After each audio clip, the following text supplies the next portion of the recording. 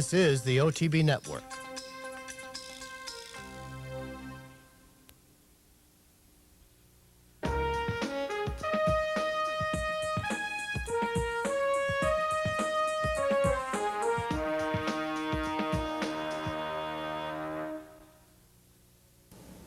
Hello everyone, and welcome to a very busy edition of Horses and Courses. I'm Jean Wood.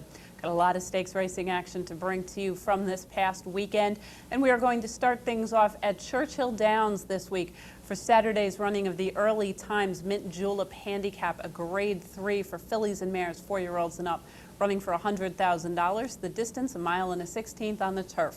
Let's head to Churchill Downs now for the call of the Early Times Mint Julep. All in line, off and running in the Early Times Mint Julep. Good even start. Baduism to the front. There goes Trip to poke ahead in front now with Sitka racing in third.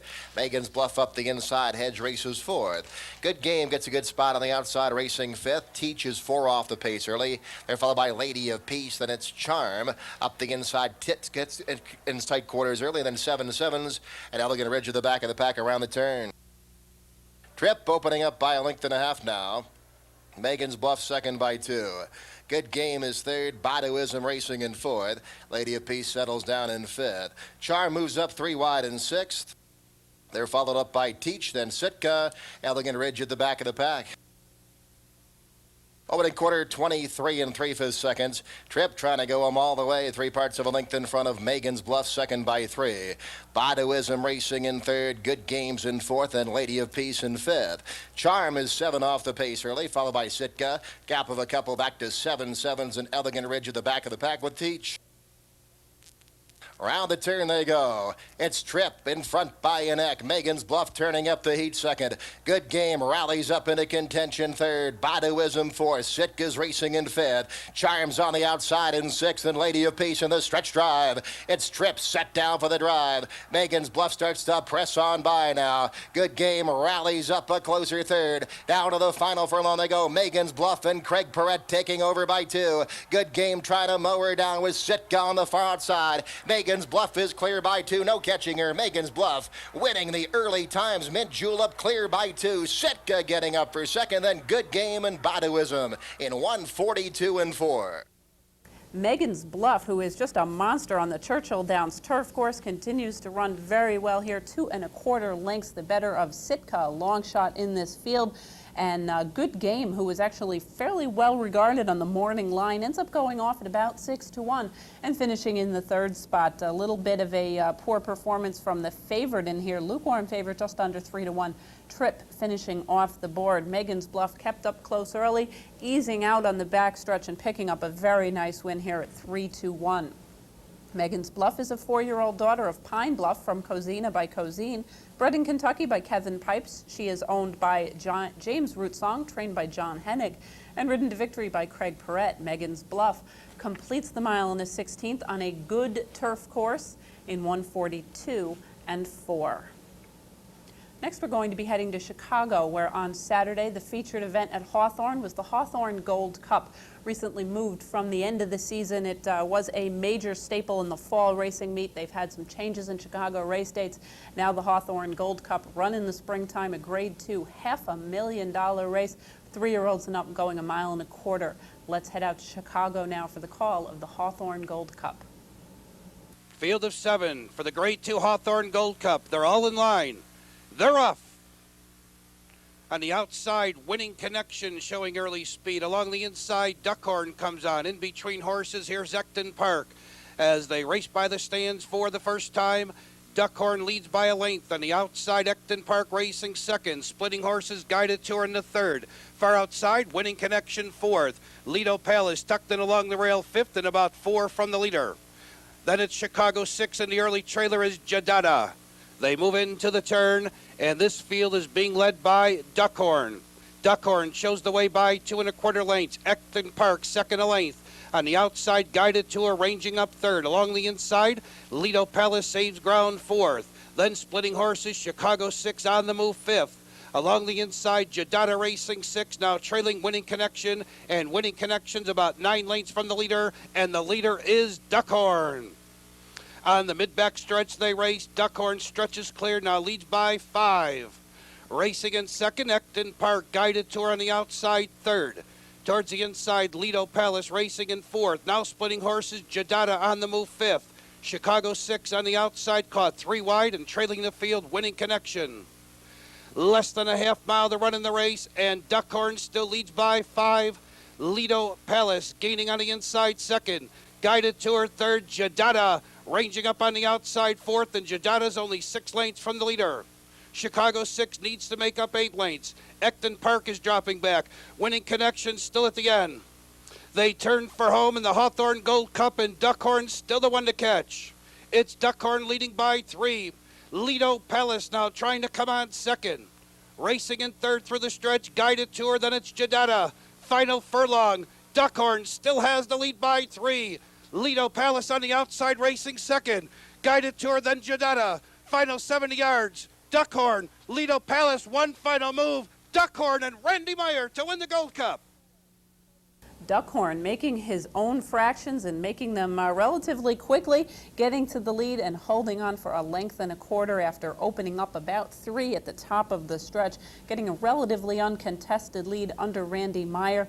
Very quick fractions. He went the 6 furlongs in 1:10.23, able to continue on nicely for the mile and a quarter, a length and a quarter advantage over Lido Palace, with he having another 7 lengths on Guided Tour, who was the lukewarm favorite at just over 2-1. Disappointing effort here from Ecton Park, who finished last after displaying a little bit of early speed. He was not really, did not show a whole lot of ambition after the first half mile. The winner, Duckhorn, is a 4-year-old Grayer Roan son of Not for Love out of Ten's testimony by deputed testimony. He did appear down in South Florida this winter against a major graded stakes company, had a little bit of a hard time handling the company in the Don Handicap after having gone through some very impressive preliminary races down there. He's originally from Maryland, bred by the Lewisfield Farm. He's owned by Michael Tabor, trained by Pat Byrne.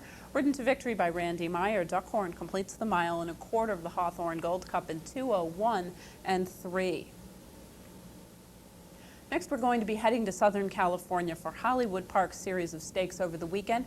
Getting things started is the Nursery Stakes, $75,000 for 2-year-old fillies going 5 furlongs. Let's head out to Hollywood now for the call of the Nursery Stakes. They're up. Good start for Believe in Slew and George's Storm. My Aim is True is close up. Asian Adventure at the rail, and George's Storm emerges with a short lead.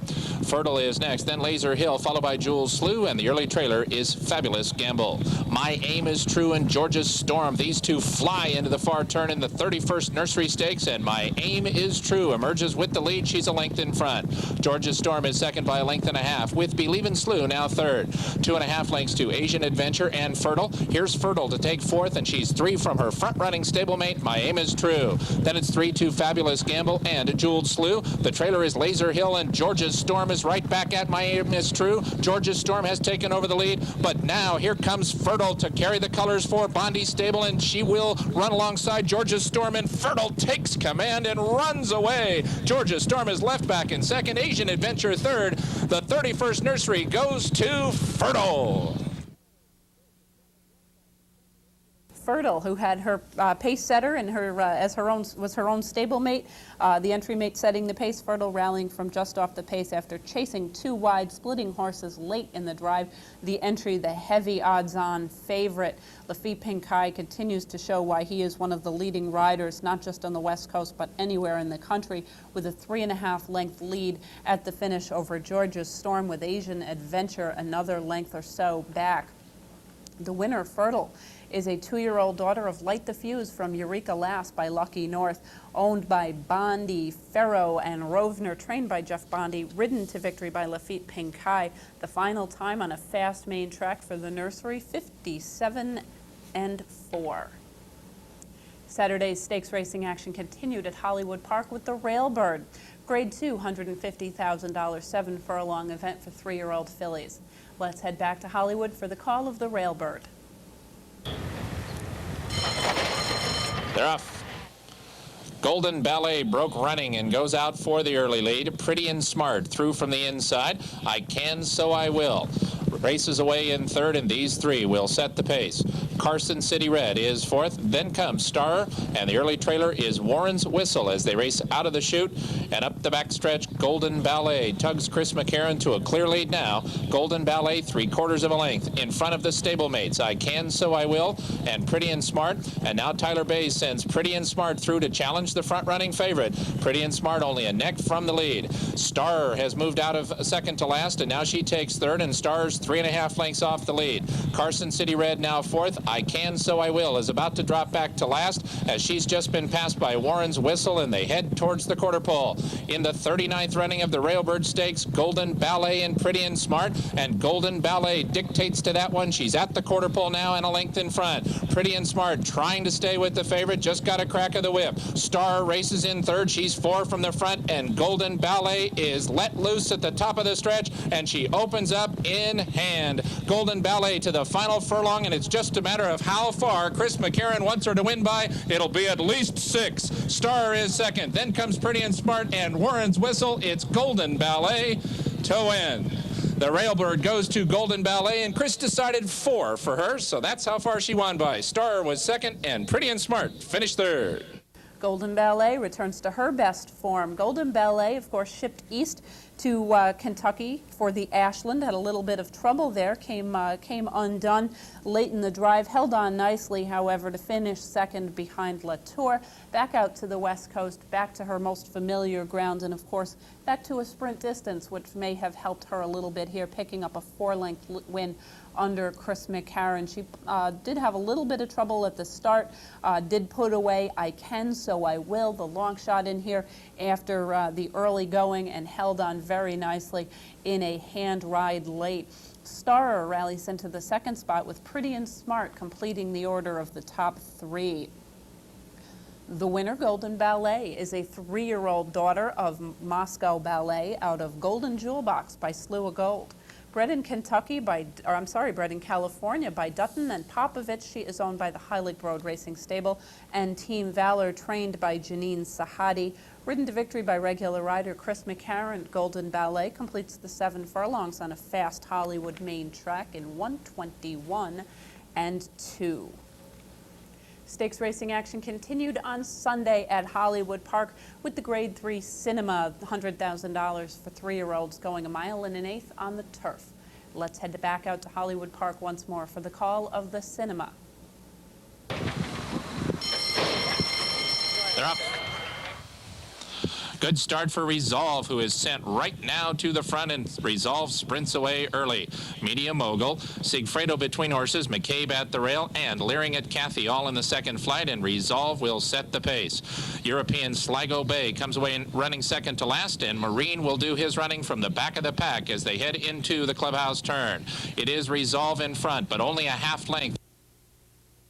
Not corner all that well, and that left the fence wide open for McCabe to come through, and McCabe was happy to take the lead as he moves through inside of Resolve. Media Mogul got the worst of Resolve's greenness to the backstretch, and he was fanned out 3.5 lengths off the fence. Then it's 2.5 to Sigfredo and Leering at Kathy at the rail, and all the while now McCabe is a length in front. Sligo Bay gallops along in 6th. He has 5 lengths to make up, and Marine is reserved and tugging at Eddie Delahousse at the back of the pack. There's 4.5 furlongs to run in the 55th Cinema Handicap.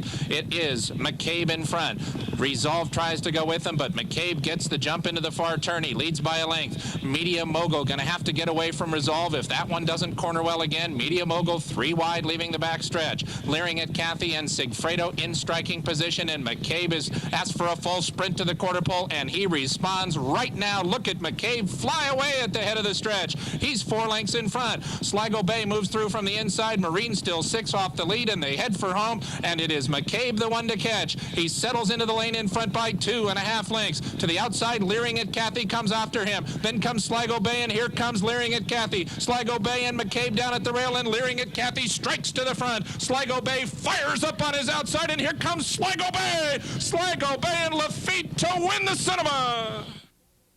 Sligo Bay makes his American debut, a victorious one by a length under Lafitte Pinkai Jr. He did rally nicely from off the pace after settling inside horses, closing very willingly for the length win over Leering It Kathy. Leering It Kathy had been on the Triple Crown Trail, tried the turf, and has been fairly competent at handling the grassy surface. Marine, who was off a hair slow, victorious 2 races back in the La Puente last time, finishing off the board in the Will Rogers, returning to a little bit better form. He has had a couple of problems getting out of the gate. A couple of his starts will really need to work on that before he can be competitive with some of the top 3-year-olds on turf. Cinema Handicap winner Sligo Bay is a 3-year-old bay colt by Sadler's Wells at Evangelic Song by Halo. Bred in Ireland by Orpendale Stud. He is owned by the Columbine Stable, trained by Bo Greeley, and ridden to victory by Lafitte Pinkai Jr. Sligo Bay completes the mile in an eighth on a firm turf course in 1:48 and 2. We are going to pause for a brief break, and when we return, we'll be taking a look at the racing action from this weekend at Belmont Park, as well as some of the last week's stakes racing action from Pimlico. Please stay tuned. This year, many thoroughbreds, no longer able to compete, will join the ranks of racing's homeless. Since 1982, the Thoroughbred Retirement Foundation and its supporters have been providing help and hope for those in need, creating opportunities where once there were none. The TRF, together with the racing industry, is meeting the challenge, taking care of their own. Yesterday's innovative concepts, combining the TRF's rescue mission with educational and rehabilitation goals, have become today's life-saving success stories and a track record of unsurpassed growth. Safely retired thoroughbreds are now enjoying second careers, bringing responsibility, healing, and purpose to the lives of those who need it most. With your help, we can continue our saving mission, ensuring many more horses the welcome home they so richly deserve. Welcome back, everyone, to Horses and Courses. Next, we're going to be heading to Belmont Park, where Saturday's stakes feature was the Shoe V Handicap, a Grade 2 $200,000 event for 3-year-olds and up, fillies and mares going the flat mile. Let's head to Belmont Park now for the call of Saturday's Shoe V Handicap. And they're off in the Shoe V. Apple of Kent, Critical Eye, March Magic towards the inside. They race up the backstretch, and it's Apple of Kent who grabs the early lead. March Magic right there in second. Critical Eye now in third. And Country Hideaway is fourth, and Atelier, the early trailer, in fifth. Apple of Kent and March Magic, they are stride for the early lead. They've opened up 2 lengths on Country Hideaway and Critical Eye. And Atelier still trails in fifth. And the first quarter, 24 seconds. March Magic now puts ahead in front of Apple of Kent. It's March Magic. Apple of Kent now counters on the outside, and those two are once again heads apart for the lead, with Critical Eye and Country Hideaway right behind third and fourth, and Atelier in fifth, just 3 lengths from the lead. The half went in 47 and 1. March Magic on the inside, Apple of Kent alongside, and now Atelier has made her move, and she's right up there with the front runners, and it's 3 of them across the track. Country Hideaway right behind in fourth. Critical Eye is under the whip in fifth as they hit the top of the stretch. It's Apple of Kent who comes away with the lead, 3/4 in 1, 11 and 2. Apple of Kent the leader. Country Hideaway looking to come on through. Atelier on the outside, and March Magic. It's Apple of Kent the leader, and she leads by 3 lengths now. Then it's Country Hideaway and March Magic. Apple of Kent to win by 4 lengths. Apple of Kent picking up a nice win on or near the front end every step of the way, and able to handle March Magic late in the drive, picking up a very impressive win here. Her first graded stakes win, and here in New York. This is a filly who came to the United States after having begun her career overseas, and interestingly enough, had spent most of her early portion of her career on the turf, but seems to have taken to the dirt in very fine fashion here, picking up a 3 3/4 length win under Richie Migliore over March Magic, who had a nose in front of Country Hideaway. Country Hideaway spent much of her running inside horses, making a wide move, but was unable to rival either the top or the second place finisher. Unfortunately, it doesn't seem like running on the inside is really her game. The slow pace in here did appear to have hindered Atelier and Critical Eye. They finished last and second to last, and rather disappointing efforts from the fillies, who were second and third in the wagering order. The winner, Apple of Kent, is a 5-year-old dark bay or brown mare. She is a daughter of Chris S. out of Pro Flair by Mr. Prospector.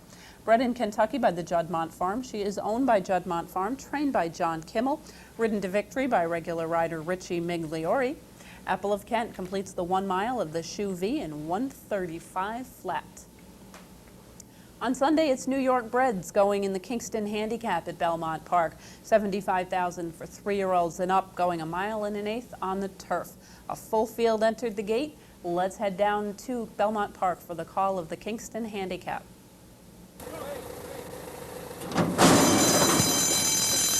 And they're off.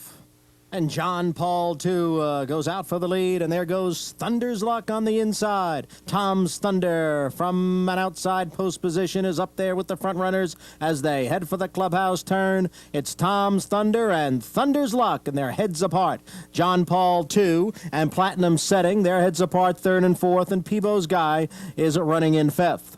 Then it's 2 lengths to Rate Base in 6th, and Plato's Love is towards the inside in 7th. Then comes Blazing Saddle in 8th, and Draw Shot is 9th. At the back of the pack, the trio of Dr. Cat, Invitation, and Galactic. And the first quarter was running 23 and 4 as they move up the backstretch. Tom's Thunder by a half length. Thunder's Luck on the inside, and John Paul, 2, is a close-up 3rd. Peebo's Guy is 4th. Platinum Setting is a 5th, and then it's a gap of almost 4 lengths back to Rate Base and Plato's Love. Then comes Blazing Saddle, Dr. Cat on the extreme outside. Then it's a Draw Shot, followed by Galactic and Invitation, and the half was running 47 and 3, and now they're midway around the far turn, and it's Thunder's Luck and Tom's Thunder. They're still together with John Paul, 2, now joining them, and it's 3 of them across the track. Peebo's Guy, widest of all. Platinum Setting will look for racing room. Then it's Blazing Saddle and Plato's Love, and they're in the stretch in 3/4, one in 1:11 and 1. Peebo's Guy and John Paul, 2, and Peebo's Guy is now in front. John Paul, 2, trying to come back again. Platinum Setting is at the rail in 3rd. Then it's Galactic. Peebo's Guy has the lead. John Paul, 2, and Galactic, and Peebo's Guy won it. John Paul, 2, held 2nd, Galactic 3rd. Peebo's Guy and Joe Bravo. Peebo's Guy making a return effort here, had not been out since last fall. In fact, the beginning of December, he was beaten by Stokowski in the Tropical Park Handicap. Given some time to freshen up, this horse, who was 2nd last year in the Cole and the Mohawk, picking up a nice win here at 11.5 to 1 for Gary Siaka and Joe Bravo. He was fairly close to the early pace outside of horses, well in hand, advancing 4 wide on the second turn and drawing away to a 1.5 length advantage over John Paul, 2, who is also up close in the early going. Galactic rallies from far, far back, as is his usual running style, at 75 to 1. Seems to be taking to the turf quite nicely. I believe he had tried the turf once or twice earlier in his career without much success. A little bit of a disappointment here, also from way off the pace, was the old favorite 8-year-old Draw Shot, who rallied but could finish no better than 4th. The winner, Peebo's Guy, is a bay gelding. He is 7 years old, a son of Cormorant out of Babe's Little Girl by Torsian, was foaled in New York, bred by Peter DiStefano, owned by his breeder, trained by Gary Siaka, ridden to victory by Joe Bravo. Peebo's Guy completes the 1 1/8 miles on a firm turf course at Belmont Park in 1:48 and 1. Next, we're going to be heading to Pimlico, where starting last week, at the beginning of the middle of the week, they had a stakes racing program that was par excellence. We are going to begin with last Thursday's Miss Preakness Stakes, $100,000 on offer for 3-year-old fillies sprinting 6 furlongs. Let's head down to Pimlico now for the call of the Miss Preakness. And they're off. Let us loose. lengths out first. Stormy Pick showing immediate speed as well, and Kimberlotta on the inside, 3 of them vying for the early lead. And Gold Movers hung out in the 4-path, racing in 4th, and Carafe is unhurried. Carafe has been taken back to last position, 5 lengths in the front running Kimberlotta. Kimberlotta now clear by 3/4 of a length. Stormy Pick second, Let Us Loose on the outside third. Gold Mover racing 4th, 3 lengths from Kimberlotta. Trailing the field is Carafe, who's been guided to the rail now into the far turn, 4 lengths from the lead. Into the turn, and it's Kimberlotta, Stormy Pick there on the outside, and Gold Mover is right there too, going a good pace. Let Us Loose is under pressure. On the inside is Carafe. Carafe is now taken 4th and 5 lengths from the front. They come along to the top of the stretch. Kimberlotta, Stormy Pick, Gold Mover third within striking range if she's good enough, and Carafe is running in 4th. They're into the stretch now. Stormy Pick, Kimberlotta is digging down on the inside. They've left Gold Mover back in 3rd, and Carafe running in 4th, 1 furlong to go. Kimberlotta trying to keep that streak alive. Stormy Pick, Gold Mover on the outside. Carafe is motoring through in between horses, but time is running out. Kimberlotta, and she will do it, keeping the win streak alive at 5 for 5. Kimberlotta remains undefeated. She is now 5 for 5 with an impressive victory over Carafe by 3/4 of a length. A very game and tenacious effort by the winner. Carafe fighting on very nicely to get her head in front of Stormy Pick, who had about a half a length in front of the favorite Gold Mover, who had to settle for the 4th spot in the field. The winner, Kimberlotta, as I mentioned, now a 5 for 5 unbeaten filly, bay 3-year-old daughter of Demidoff, out of Smarter Than I Look by Smartin, was bred in Maryland by Gary Capuano. He is owned by Donald Mensch and she is owned by Donald Mensch, trained by Dale Capuano, ridden to victory by Travis Dunkelberger. Kimberlotta completes the 6 furlongs of the Miss Preakness on a fast Pimlico surface in 111 and won. Stakes racing action continued at Pimlico throughout the week. On Friday, a couple of stakes races leading up to their highlighted race. Starting the day, the Gallaret Handicap, $100,000 for 3-year-olds and up. Fillies and mares going 1 mile and a 16th on the turf. Let's head down to Pimlico now for the call of the Gallaret. And they're off in the Gallaret. Crystal C from the outside gate. This long shot is going to clear and get over. And Crystal C immediately to the front and over to the inside and taken in hand to lead by 2 lengths. License Fee going to track Crystal C early on. Here's Lorica running in the 3rd spot. Maria's Tiara is unhurried at next in 4th position on the inside. Bat and Kill followed by Colstar is about 6 lengths in the front. And the French filly Starine has 1 horse beaten. That's the late running Q, who trails the field some 8 lengths from the pacemaker. So Crystal C makes an easy opening quarter on the firm turf of 24 and 4. This turf is very firm. That's slow out there for Crystal C, who leads it by 2 lengths. License Fee racing second. Lorica's on the outside third. A joint third is Maria's Tiara. Colstar settles in about 6 lengths off the lead, rating along nicely, followed by Bat and Kill. And the French filly Starine is coming through on the inside of Colstar, as Bailey has Starine along the inside, but still 7 lengths on the front, and Q is the trailer. They head for the far turn. The half went 49 seconds flat. Crystal C in control by 3 lengths. License Fee second. Maria's Tiara third. Lorica's next in 4th. Colstar is in between rivals. Starine continues on the inside. Colstar's lost a little bit of ground now, some 8 lengths off the front. Colstar is asked to move on. Pushed on now is Colstar. Still has 8 lengths to close in. Crystal C at the top of the lane is the leader.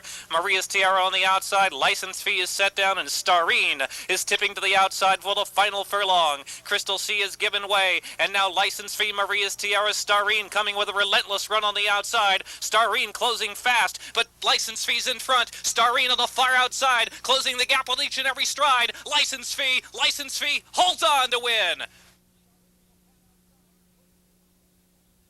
Named for a mare who earned her money the hard way, running frequently and running well, the Gallaret was won by a mare who suits that description quite nicely. 6-year-old License Fee sat off the early pace in here and picked up a very nice effort, rallying between rivals at about the 8th pole, picking up a half-length win as the favorite under Pat Day. Now a millionaire. She earned her millionaire status with her last start, the 60 Sales.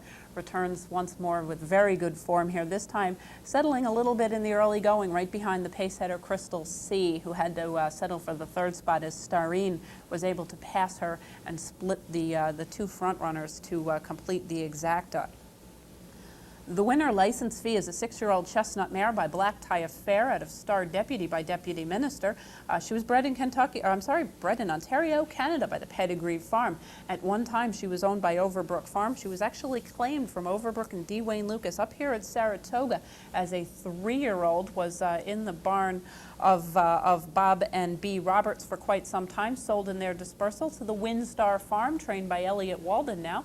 Ridden to victory by Pat Day, license fee, earns her Gallarette victory at 1 1/16 on the turf in 1:42.4.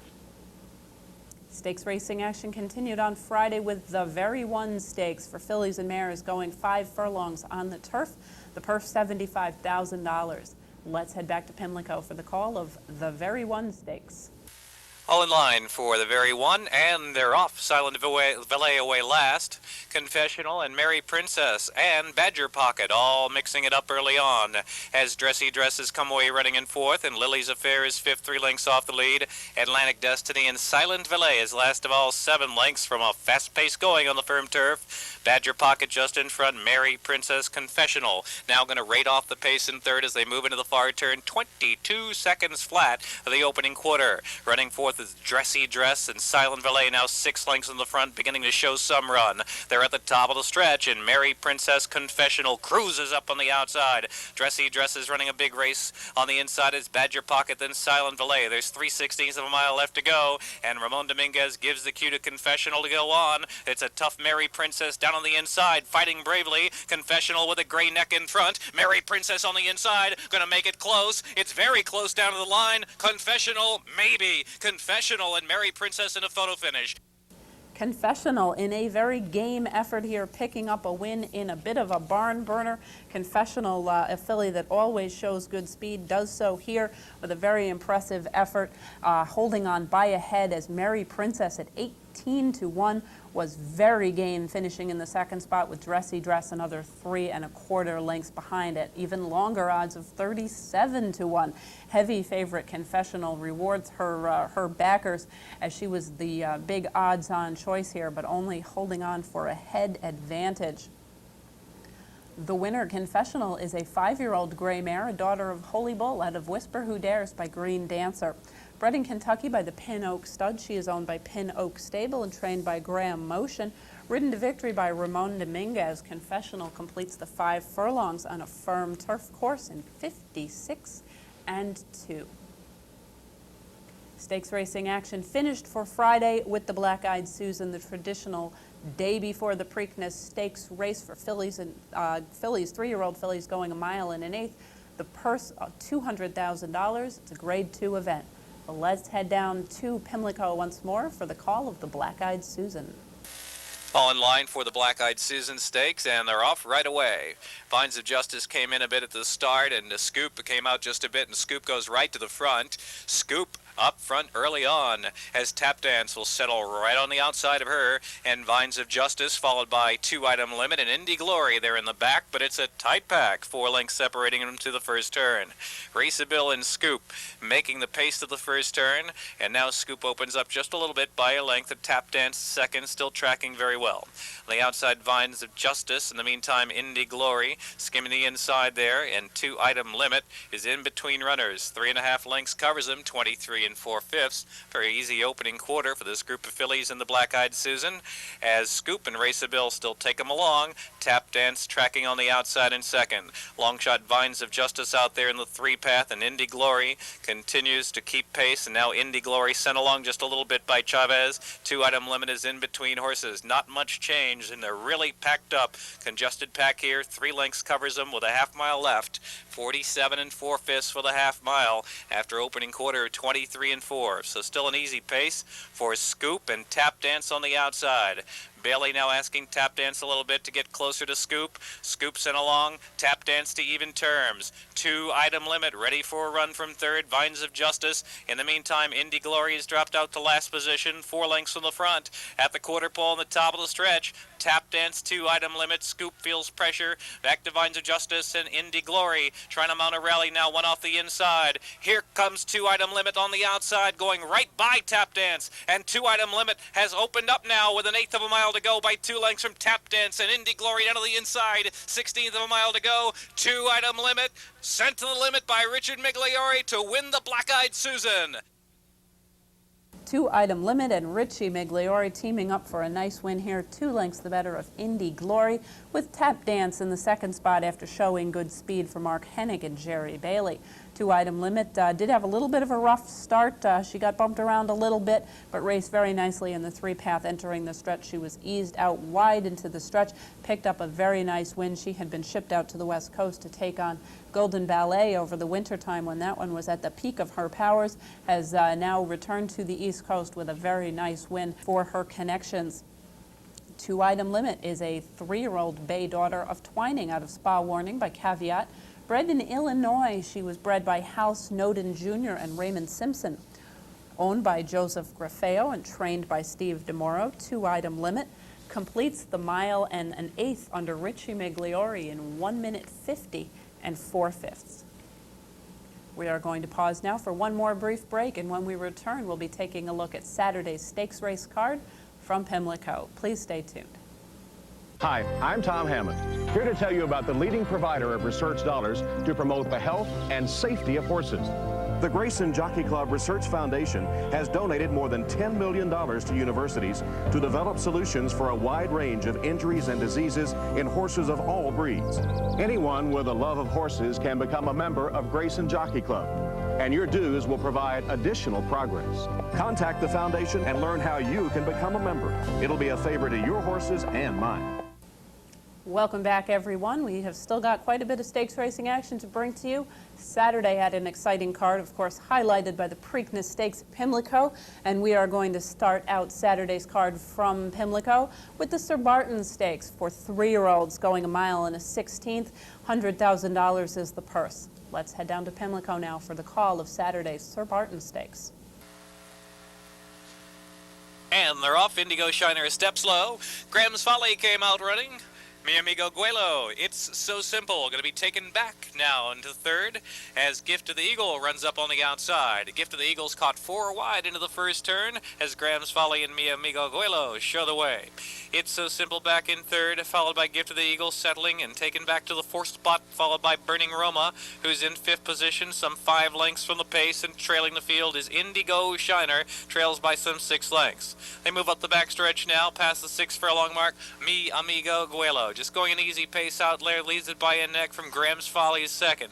Burning Roma's a headstrong and tugging third. Burning Roma tugging right along now, wants to go right up with the pace. Removed from the rail is Burning Roma. He's tugging third. 4th is It's So Simple, followed wide out Gift of the Eagle. And at the inside is Indigo Shiner. Now only 4.5 lengths separates the group of them with 4 furlongs to go. It's still Graham's Folly and Mi Amigo Guelo. Burning Roma's third. It's So Simple 4th. Gift of the Eagle called on for run 5th on the wide outside. Indigo Shiner has dropped out of it. Doesn't appear to be firing on with 3/8 of a mile to go. Burning Roma makes a 3 wide bid. Mi Amigo Guelo right there on the inside. Graham's Folly and It's So Simple's 3 lengths from the front, followed by Gift of the Eagle and Indigo Shiner last. They're at the top of the stretch. Burning Roma, Mi Amigo Guelo trying to fight back on the inside. They're 3 clear from It's So Simple. There's 3/16 of a mile left to go. And now Burning Roma. Now Rick Wilson gets to work on Burning Roma. Burning Roma responds by a length at the 16th pole, trying to widen out on Mi Amigo Guelo, who's fighting back. Burning Roma drifting just a little bit by a neck. It's good enough. They had thought about going to the Preakness with Burning Roma. They decided not to. Probably a smart move as Burning Roma picks up a 3/4 length win over a very game Mi Amigo Guelo. This is a horse that had begun his career in Puerto Rico. He was bred by Alan Paulson, interestingly enough. Now is owned by Bill Mott, making his American debut. A very impressive one, holding on nicely at 7-1 after setting a relatively slow pace. It's So Simple rallies up into the 3rd spot from relatively far off the early pace. Burning Roma, who was quite competitive last fall with major horses in New York and spent the winter down in Tampa rather than on the east coast of Florida, has yet to take on major Grade 1 stakes company, but has as a 3-year-old, but has continued to run quite nicely. Burning Roma is a 3-year-old bay son of Rubiano from While Rome Burns by Overskate, bred in Kentucky by William S. Farish. He's owned by Harold Queen, trained by Anthony Dutrow, ridden to victory by Rick Wilson. Burning Roma completes the mile and a 16th of the Sir Barton in 1:44 flat. Saturday's stakes racing action continues with the Pimlico Distaff, $200,000 on offer for 3-year-olds and up. Fillies and mares going a mile and an 1/8. Let's head back to Pimlico for the call of the Pimlico Distaff. And they're off. Sheldon's Jet with a sharp start. And Prize Stamp came away well, and it's Prize Stamp now in Sheldon's Jet to match early strides for the lead. Strolling Bell settles on the outside, followed by Jostle. Then we go back to Sarah Lake. And Cirilla is last of all past the line for the first time, some 9 lengths off the leader. So Prize Stamp makes the pace into the turn, pressed by Sheldon's Jet. Only mild pressure on the outside coming there for Prize Stamp. Jostle is in a good spot, just 2.5 lengths in the pace in third. Here's Strolling Bell next in fourth. And it's a break of 5 back to Sarah Lake, and last of all is Cirilla, who remains 8 to 9 lengths off a good pace really for the distance. Up the backstretch with 6 furlongs to go. The opening quarter went in 23 3/5 seconds. Prize Stamp, Dunkelberger trying to settle Prize Stamp on the lead by a length and a half. Sheldon's Jet racing second, then Jostle is third, and a wide out Strolling Bell races in fourth out in the 3 path. And then we go back to Sarah Lake, who's 7 lengths from the front, and Cirilla remains last. Not a lot of change. 47 2/2 mile, just about a half mile left in the Pimlico Distaff. Prize Stamp, Sheldon's Jet remaining 1-2. Jostle now asked to kick it in from third position, about 2.5 lengths off that leader Prize Stamp into the far turn. As Strolling Bell comes under pressure, Sarah Lake and Cirilla is in the back of the pack, 8 lengths from the front, 5/16 of a mile to go, and Jostle makes the move on the outside. Jostle is coming on the run while 3 wide. Prize Stamp is grimly holding on to that lead though at the top of the lane. Prize Stamp, Jostle on the outside, down to the rail comes Sarah Lake. There's 3/16 of a mile to go. Jostle trying to get by Prize Stamp. They're head-to-head with 1 furlong remaining. Jostle full out. Prize Stamp is battling, and on the inside, Sarah Lake is running in third. Jostle, a determined Prize Stamp on the inside. Jostle holding sway under Mike Smith. Prize Stamp. Sarah Lake is surging at the line. Sarah Lake, maybe. Sarah Lake sneaking through on the inside, getting a neck victory over Jostle. Jostle appeared to have it won with Mike Smith aboard as the heavy favorite here, but she wears blinkers, and as you can see, she may have just loafed a little bit on the lead. Mike Smith was not able to see Sarah Lake sneaking through on the inside because Prize Stamp makes a better door than a window, but apparently neither Jostle nor Mike Smith saw Sarah Lake, and Pat Day slipping through on the inside at almost 4-1 to pick up a win here in very impressive fashion. Sarah Lake didn't switch leads throughout the running down the stretch, but still held on very nicely, continuing to persevere. Strolling Bell, who was down from New York for John Kimmel, a little disappointment. Big bay mare with a white face, dropping back fairly early on the turn. The winner, Sarah Lake, is a 4-year-old daughter of Seattle Slew out of Terra Roma by Leafard, marking another, this is her first stakes win, another stakes winner by her sire, Seattle Slew, who last 2 weekends ago picked up a stakes winning daughter in Flute when she won the major event in Kentucky, of course, the Kentucky Oaks. Sarah Lake was bred in Kentucky herself by Amory L. Hamilton, owned by her breeder, trained by Shug McGahee, ridden to victory by Pat Day. Sarah Lake completes the mile and an 1/8 of the Pimlico Distaff in 1:50.1. Continuing with stakes racing action on Saturday, the William Donald Schaefer Grade 3 $100,000 event for 3-year-olds and up, going a mile and an 1/8. Let's head down to Pimlico again for the call of the William Donald Schaefer. Rizzy moving in, and they're off right away. Notably Frosty with a good break from the gate. Inner Harbor, Rizzy on the extreme outside, and Inner Harbor Weighted racing on the inside. And now Inner Harbor will settle back into the 4th spot, and Weighted is 5th on the inside. Mercaldo is 6th. Perfect Cat is 7th and caught 3 wide into the first turn, and Judge's Case is the trailer. So Rizzy makes the pace into the clubhouse turn from Memory Tap. Notably Frosty rating along in 3rd. Weighted, Mercaldo is in between horses. Inner Harbor out there 3 deep in a length and a half break. In the back of the pack, a Judge's Case Case has dropped back to last, and Perfect Cat back there with Judge's Case. Perfect Cat about 6 lengths in the leader. Up the backstretch past the 6 furlong marker, Rizzi and Jorge Chavez dictating the terms out there by 3/4 of a length from Memory Tap second. Mercaldo tugging along on the outside. Mercaldo's coming to join the front fray out there, 3 wide. Followed by Notably Frosty. Perfect Cat about 5 lengths off the lead. Back to Inner Harbor, then back to Weighted, who's dropped back to second to last position, and Judge's Case is the trailer. Heading past the half-mile pole, and it's still Rizzi in charge. Mercaldo on the outside. Memory Tap, Notably Frosty. Perfect Cat is trying to pick it up 5 lengths off the lead with 3/8 of a mile left to run in the race. Judge's Case, let's see, Weighted's down inside. Weighted needs to wait for some racing room. Got shuffled back there. Not firing on at the 5/16 pole. Weighted's under a ride, not responding at this point at least. They're at the top of the stretch, and it's Rizzi in front from Mercaldo on the outside.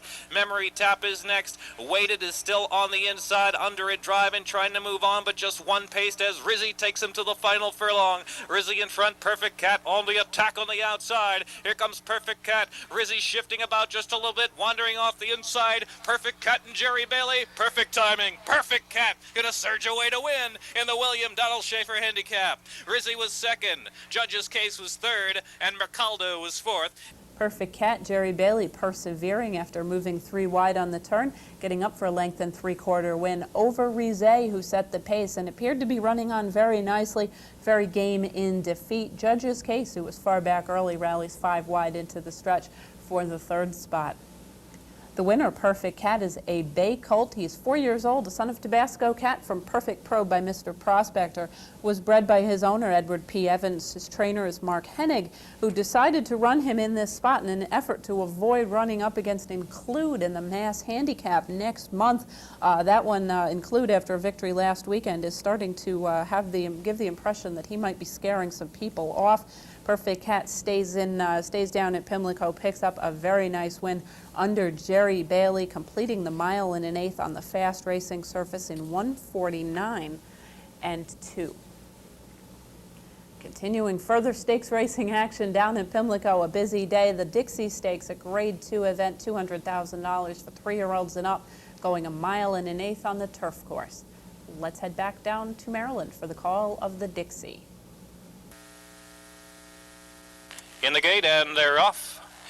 And Dynamic Trick breaks a bit outward at the beginning, but heads out toward the early lead along with Watchman's Warning. Northeastbound, Quiet Resolve is right there. Hold it, hold it, hold it. Settles back in between horses, followed by Hap.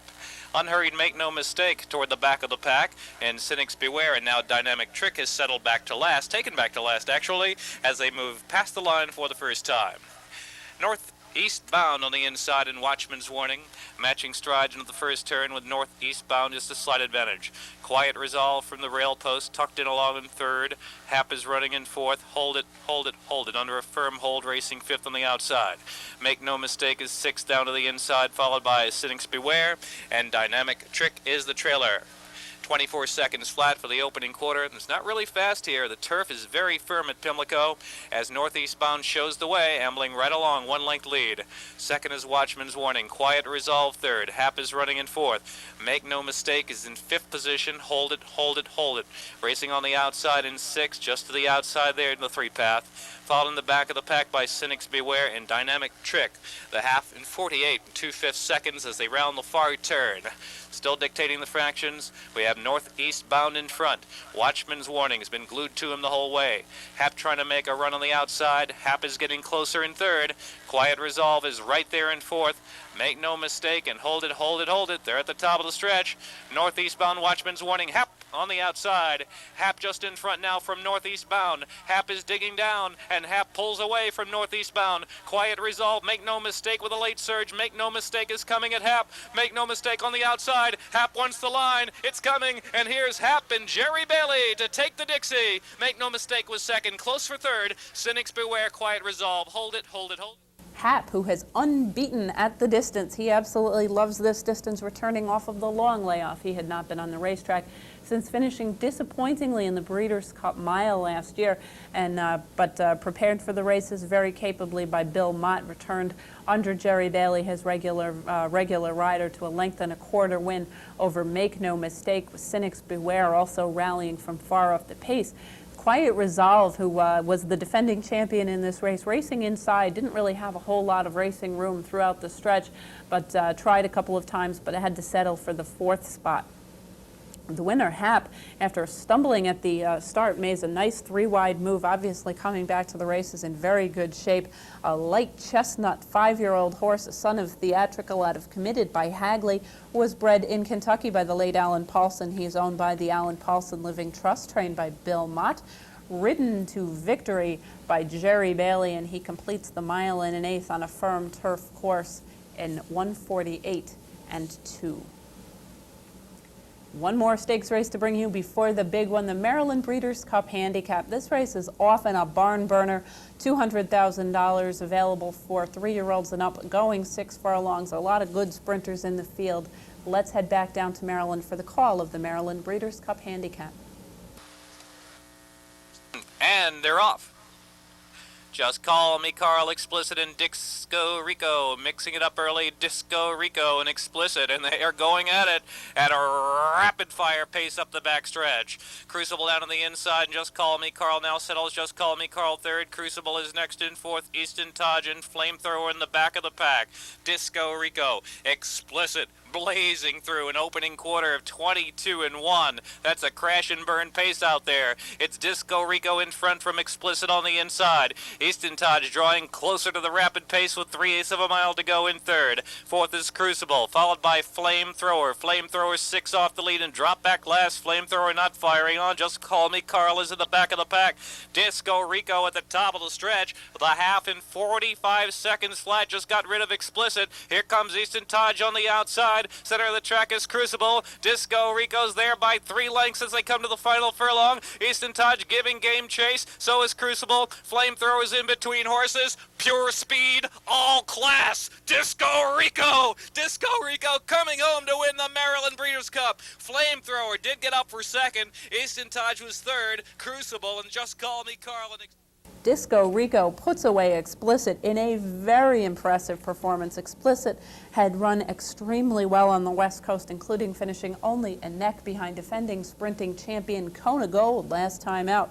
But Disco Rico, who has never had a horse in front of him after running a half mile, was able to put him away and extend his lead to 2.5 lengths as Flamethrower just got up there and passed Easton Taj late in the going. Easton Taj, a very tiny little bay horse with a white blaze, tried to sneak from the second tier into the first tier, perhaps just a little bit early, made his move maybe just a hair too soon, and did perhaps cost him the second spot, but he was certainly no match for a very impressive winner, Disco Rico. Disco Rico is a 4-year-old bay colt by City Dancer out of Rounded Off by Appalachia. He was bred in Maryland by C. Oliver Goldsmith. He is owned by Alfred DeRico and trained by Valora Testerman. Disco Rico, ridden to victory by Harry Vega, completes the Maryland Breeders' Cup in 1:10 and 2.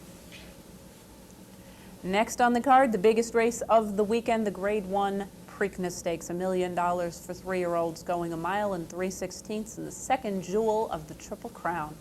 Let's head back down to Maryland once more for the Preakness Stakes. They're in the gate.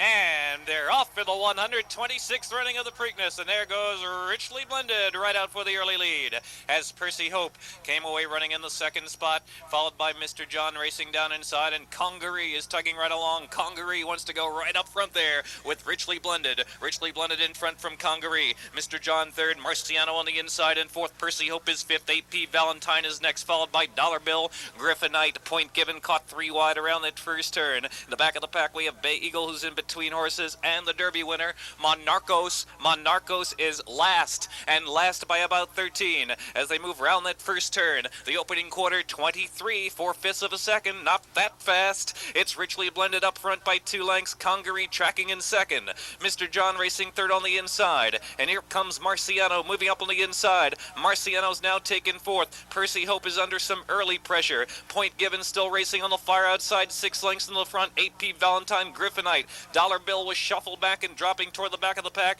Bay Eagle and Monarcos is last, but now about 9 to 10 lengths from the lead as Richly Blended went a half in 47-1 into the far turn. Richly Blended now surrounded. Here's Point Given on the outside, and Congaree. Baffert's got him surrounded. Around the far turn, Marciano just dropped back to fourth, steady just a little bit, followed by Percy Hope, who's next. Monarcos racing on the outside, about 7 to 8 lengths from the lead, coming along toward the top of the stretch. There's a quarter to go at Pimlico, and it's Point Given on the outside, and Congaree. Baffert runners 1-2 as they turn for home. Richly Blended gives way. AP Valentine is next. Marciano on the outside. Monarcos driving, not going anywhere. There's 1 furlong to go. Point Given, Congaree, AP Valentine. He's running his race today. 16th of a mile to go. Point Given, the real Point Given, has shown up at Pimlico to take the Preakness. AP Valentine, Congaree, Dollar Bill, Griffinite. Monarcos was next, followed by Marciano, Bay Eagle, Percy Hope, and Richly Blended, and last across the line was Mr. John. Point Given showing the kind of stunning performance that a lot of people were expecting 2 weeks ago. It's hard to take a lot away from him when the only poor race that he has run in his career just happened to be the Kentucky Derby, but he really returned and redeemed himself, breaking from the outside post position just a bit slowly. He was unhurried in the early stages. Gary Stevens allowed him to settle into stride, made that big sweeping move on the outside as he was expected to do in Louisville. AP Valentine rallies up for the second spot in a very interesting performance. AP Valentine, of course, has not really rounded into the kind of form that he showed promise to hold this year. Last year, he was victorious in the Champagne in a very game effort over Point Given. Does appear that he may be finally coming to hand. The jockey switch to Victor Espinosa may help. He, in my opinion, Espinosa ran a very, very good tactical race, dropping to the inside when Point Given swept out. He was no match for the winner, but certainly ran on very nicely to pass a tyrant Congaree in the drive. Congaree took a lot of attention with the rider switch here to Jerry Bailey and the blinkers off. He was a little bit more forwardly placed than perhaps would have been the best spot for him. I thought that Congaree might be able to sit off a little bit of a pace duel in front, early pace setter, Richly Blended. That was not a surprise, but I did expect to see a couple of other horses perhaps going with him and setting it up a little bit better for Congaree. But the closeness to the pace may have harmed him. Another troubled trip from Dollar Bill, who rallied into fourth, did have a little bit of trouble, was steadied and shuffled back at the 5/8 pole, had a little bit of traffic, ended up having to circle very, very wide, but ran on quite gamely. He has certainly been a bit of a hard luck horse throughout his career. Another interesting performance was Griffinite. Didn't take a whole lot of attention. He was caught in tight quarters between horses as well in the early going, did have a little bit of traffic trouble, but moved quite nicely, and in fact finished ahead of Kentucky Derby winner Monarcos, who had to settle for sixth. He made his move at the usual point, but he did appear to be struggling perhaps with the racetrack, appeared to be running, in my opinion, in about the same style that he was in the Wood Memorial, just a little bit flat, did not seem to be getting into the bridle at all, kind of lifting his head for Georgie Chavez rather than really taking a hold and dragging him as we saw 2 weeks ago in the Kentucky Derby. Point Given certainly has returned to the top of his division. He has only run one poor race in his life, that of course coming in the Kentucky Derby, but certainly a very impressive win here under Gary Stevens, who had a little bit of trouble getting him to change his leads late in the going in this race, but certainly seemed to be tugging at Gary every step of the way, as we were hoping to see a couple of weeks ago. The winner, Point Given, is a very large chestnut colt sired by Thunder Gulch out of Turco's Turn by Turcoman. He was bred in Kentucky by his owner, the Thoroughbred Corporation of Prince Ahmed Salman of Saudi Arabia, trained by Bob Baffert, who runs 1-3 this time. He was hoping for a 1-2, comes back with a 1-3, and has to settle for that. I'm sure he will be certainly pleased to stand with his first and third place finishers here. However, in the second leg of the Triple Crown, Point Given completes the 1 mile and 3/16 of the Grade 1 Preakness under his regular rider, Gary Stevens, in 1:55 and 2. That does wrap up our look at this past weekend's stakes racing activities, and a busy weekend it was. We've got another busy one coming up next week. Just a programming reminder, next week Horses and Courses will air on Wednesday and Thursday because of the holiday schedule with the Memorial Day weekend. There will be racing on Monday at the New York Racing Association track, and so we will be airing a little different time. We're going to have a busy weekend next weekend as well. Belmont Park has the Peter Pan, the Jaipur, and of course their traditional holiday weekend card, the Met Mile. Hollywood Park has got a group of stakes races, including the Flawlessly and the Shoemaker Mile. Those are always exciting races. We've got a lot of stakes racing from around the country in between as well. So we will be having a busy program next week. We will be airing a couple of different days, Wednesday and Thursday. We do hope you'll be able to join us. Thanks everyone for watching. I'm Jean Wood, and I'll see you back here next time.